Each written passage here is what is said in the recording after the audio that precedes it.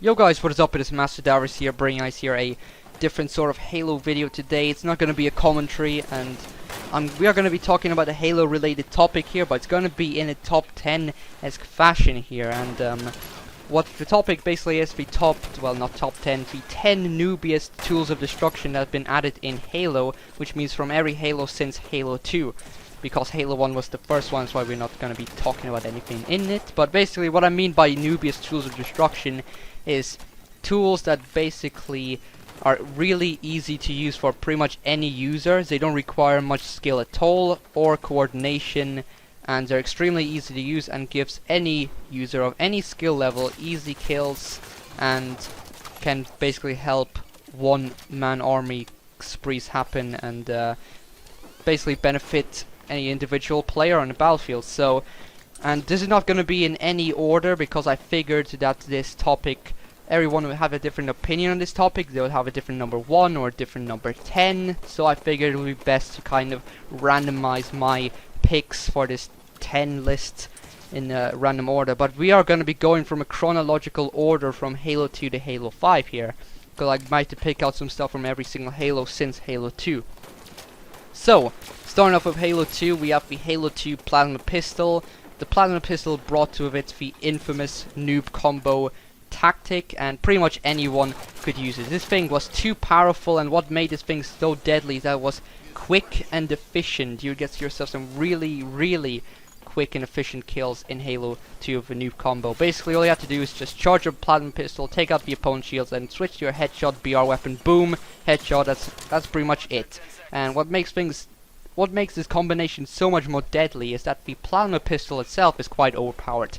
It has too much range, and believe it or not, I am not joking when I say this thing can track people across the map in small maps like Midship. You can literally track people across the map, and it's way too accurate, the Plasma Pistol.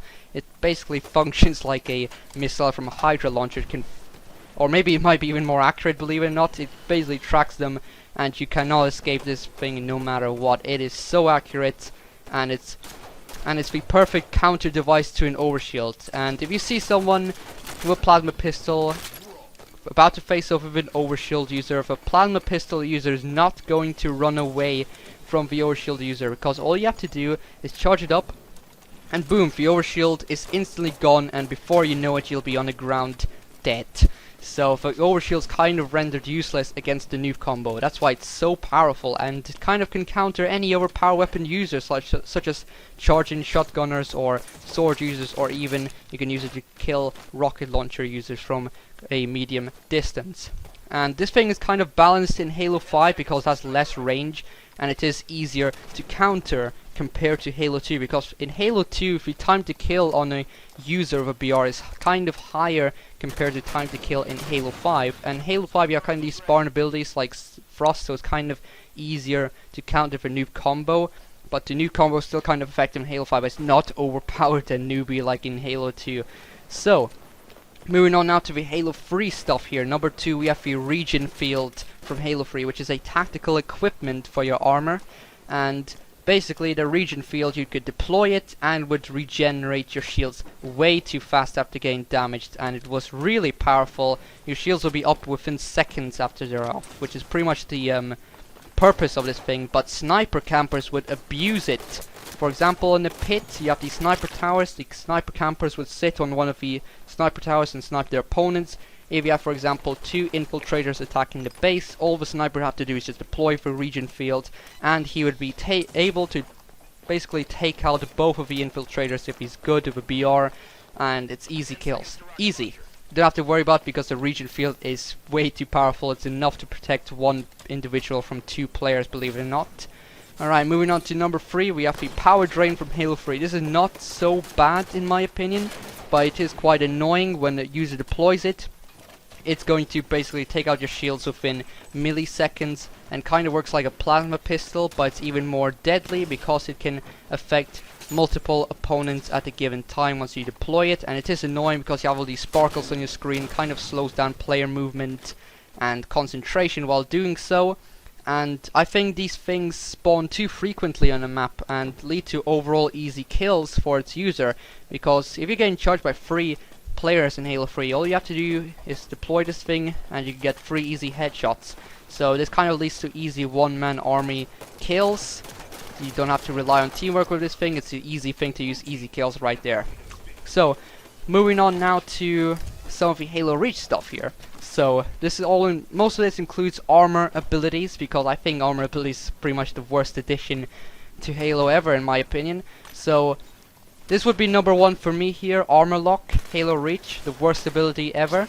And this thing has a lot of stuff to it, makes it so bad and kind of newbie. So basically someone would just use it and he'd be in his little shield shell for quite some time, up to 5 seconds I believe, and you can't do any damage to him until he goes up. But what's so bad about this thing is it slows down gameplay, because you have to wait till that sucker to get out before you can kill him, and teams can kind of use this to abuse. You can have some dirty teams in Halo. For example, if someone is getting attacked by a foe and is severely injured, he's gonna go in a shell, and while he's in the shell he can call for his boyfriends to quickly come out and attack you and kill you, so he can come up and be safe and have his shields regenerate. So that kind of sucks, that's really annoying. It does happen in Halo Reach sometimes when I used to play it, and so it kind of sucks when they abuse it. And also what makes this thing ridiculously overpowered, it can be used to just destroy a ghost. It's pretty much a shredder. It's a shredder to a ghost. If a ghost comes boosting into armor lock, you're kaboom. You just fly off in tiny little pieces. It destroys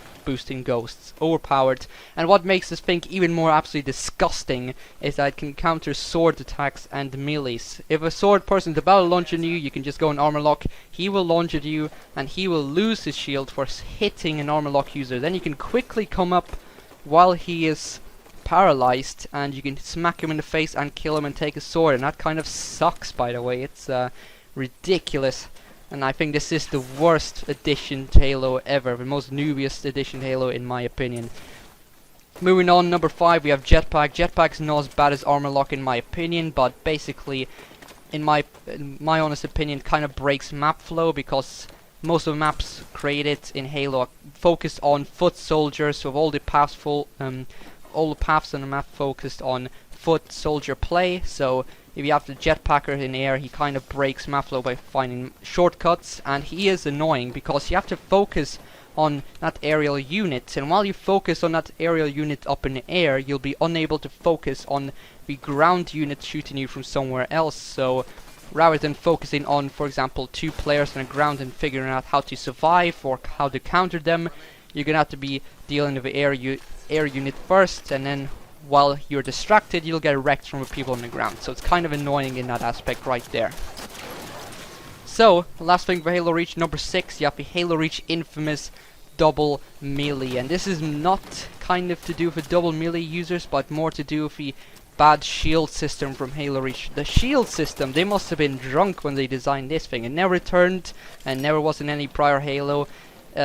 Basically, no matter how much damage you do to a shield, even if it's like 1% left of a shield, you still have to have 2 melee hits to actually kill the opponent you were shooting at, which is quite ridiculous. So the dual melee losers or noobs would take advantage of this and kind of charge down at your opponent while they're shooting at you and then smack you. And if you, for example, still need like 2 shots to kill and not like just 1, you would have to melee him. You'd kind of melee him by instinct, and he would just smack you twice again and just destroy you. So it kind of sucks there. Moving on to Halo 4 section now. So number 7, you have Camo Campers, which originated in Halo Reach because you had camo as a armor build in Halo Reach, but it wasn't nearly as bad as it was in Halo 4, because in Halo 4 if you crouch camp with camo, you would kind of be completely off the radar and you'd be kind of invisible. So it was really effective in Halo 4 camo camping, and you'd kind of get abused by usually get assassinations, or they would camp power weapons on the smaller maps. On the bigger maps you have sniper camo campers, so people get camo, get a sniper rifle, use camo and camp it out in long range distances to be avoided by other enemy snipers or long range rifles, and kind of get easy kills with that.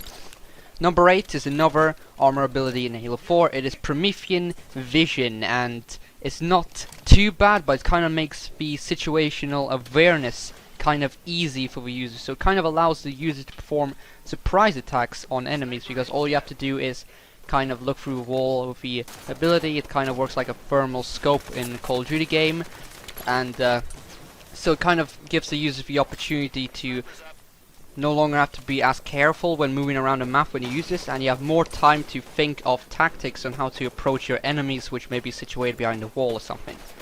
Then number 9, the last Halo 4 thing, which is Halo 4 Sprint. Now in Halo 4, Sprint was added in permanently for every player, and it was kind of overpowered in Halo 4 in almost a way, because you could always use this. There was the armor ability perk. Well, there was a perk in your class that you could use to have infinite sprint, which is ridiculous. And sprint in Halo 4 would allow you to get easy escapes, and the shields would recharge while sprinting. So you can run, have your shields recharged, and if someone's chasing you, you can turn around and kind of kill them. So it's kind of easy for people to get away and get on easy kill streaks if you're good at the game. Luckily this was nerfed in Halo 5. Now number 10, the last thing on the list, which is a Halo 5 related thing, is spawn charging around the corner and using the AR combo. Now spawn charge is not as bad as Halo 5, everyone actually has it, so that's a good thing, that's a plus. I don't mind spawn charge, but if there would be one thing I would remove in Halo 6 out of any of these spawn abilities, would be spawn charge. Now basically spawn charge it's kind of used as an annoying panic attack. Let's say you're kind of waiting, you know someone's coming, so you're kind of setting up trap, and someone's running in full speed, and suddenly they see you at medium range, then they panic attack to use the spawn charge. They charge from you medium range and just smack you, sending you flying, and switch the AR and kill you. It's kind of hard for you to counter this panic spawn charge attack, and it kind of cancels out the trap laid out that you laid out specially for this user. So the users can kind of get away with this combination without being careful. So hope you guys enjoyed this top 10 here, and leave a comment section below what else you might think fits in this category, and I'll see you guys next time.